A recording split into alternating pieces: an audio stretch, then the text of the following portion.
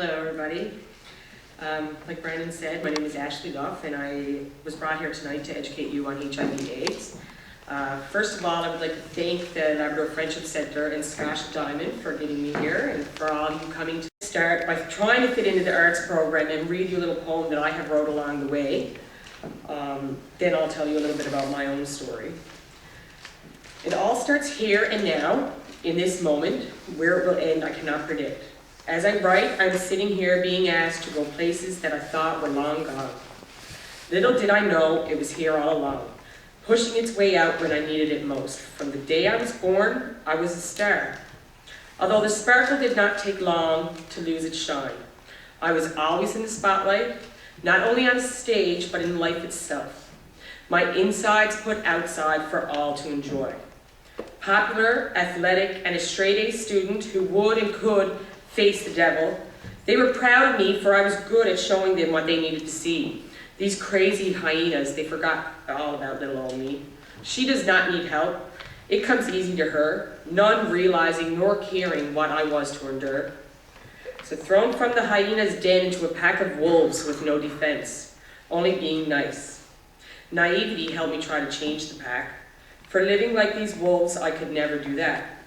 So that was my mission, to help guide the pack to the right path, and thinking I was too strong to go off track. I got lost, became what I was living amongst, a beast. Thank God for these beasts. They taught little old me to survive in the wild. For if I had lived amongst those hyenas, I would have lived the lifestyle of a carnivore, feeding off the misery and defeat of others, all for oneself, and who lives daily with pure humiliation. Discrimination could not even take me down.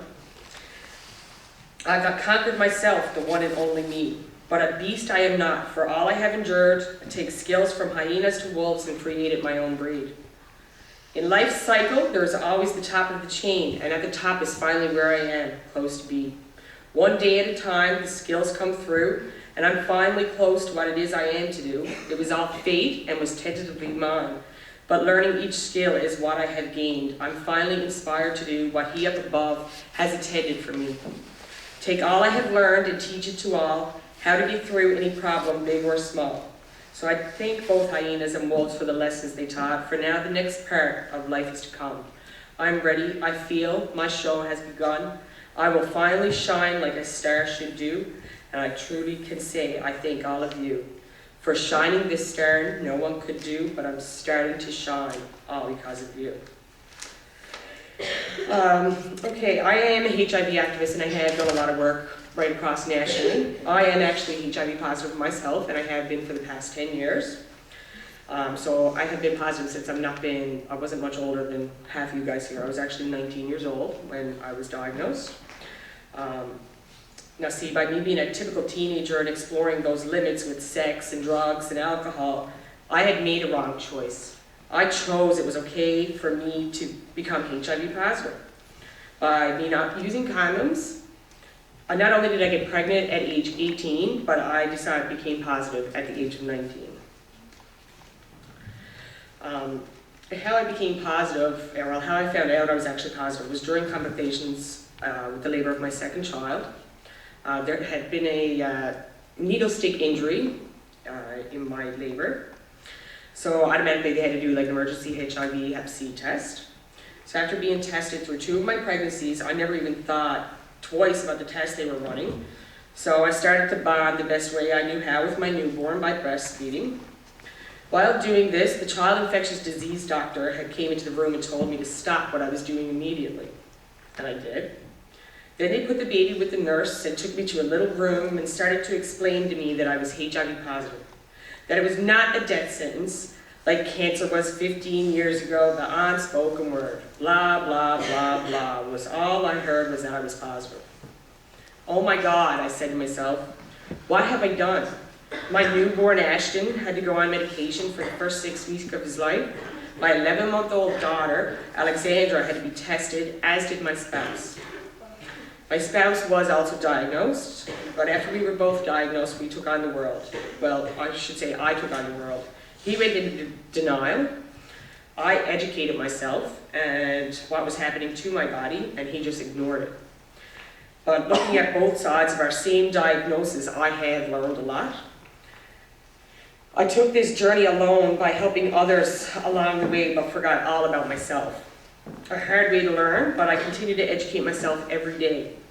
And I look forward to learning more. It was a very hard struggle at the time, though I made it look pretty easy.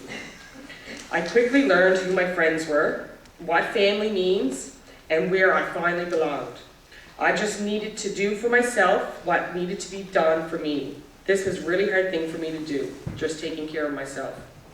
But once I learned that this is a transferable skill, I now truly know I can do whatever I want. I have finally found my passion, and taking care of myself is it, but while teaching the world. I'm just here, I just want to touch base on a little bit of what HIV is, and I don't know if everybody knows what HIV is.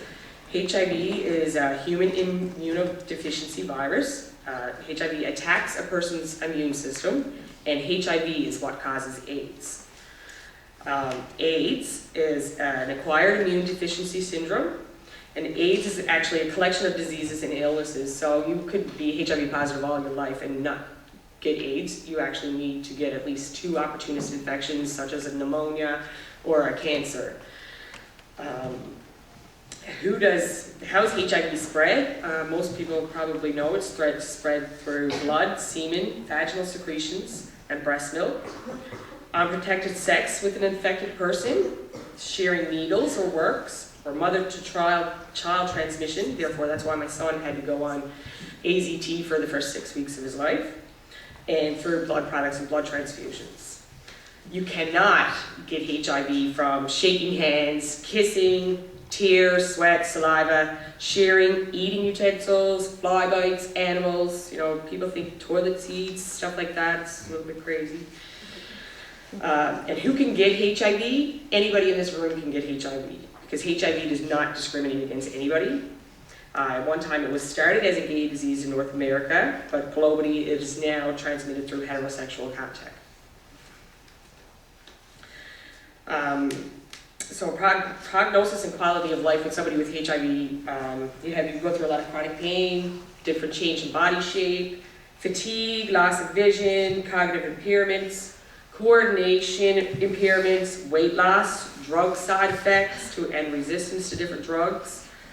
You also go through a lot of physical, emotional, psychological, psychosocial issues. But now there's currently drug treatments, which means people are living a lot longer and a lot healthier lives, but they still did not get rid of the virus, so there is no cure for HIV. A lot of people with HIV that live with HIV go through a lot of emotional depression, loss of body image, fear of physical or mental disability, unpredictability of HIV, and prospect of dying. I mean, when I was first diagnosed, you know, it was pretty scary, but the doctor, I was pretty lucky because the doctor had told me it was not a death sentence, whereas 20 years ago, it would have been a death sentence.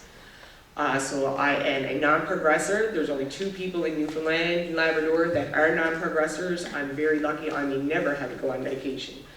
But there is others out there that are on taking regimens of 20 to 30 pills a day, and they will have to for the rest of their lives.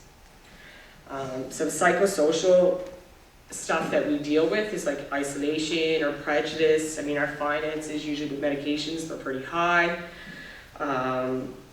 Poverty is very common. Changes in your sexual practice is very common. And a strict drug regimen and grief and loss. I mean, I just lost a friend on Friday, actually, from HIV/AIDS. He ended up in hospital Friday morning, and he was dead by Friday at 11:45. So it was a pretty emotional time for me, and it still is. So I would just like to give you a couple of little stats that people may want to know. In Newfoundland, there's over 240 people infected with HIV since 1984. Now we figure there's probably about 300 that are going around that do not know they're positive, so they're continuously infecting others. In Canada, there's 67,000 people accounted for. Women account for almost 31%, so that's rise on women. More than 20,000 people don't even know they have HIV in Canada. So, I mean, it's so easy to be passed along through sex and unprotected. And globally, on a global level, there's 60 million infected, 25.3 million in Africa, and 22 million deaths globally from AIDS alone. So I am HIV positive, and I have been since I'm not much older than most of you, like you said. So I did make this wrong choice, and I would really hope that just by you guys getting to meet me today and hear a little bit about my story, and that you guys do not practice unsafe sex. Abstinence is the only way to go, or lots of condoms. Thank you very much.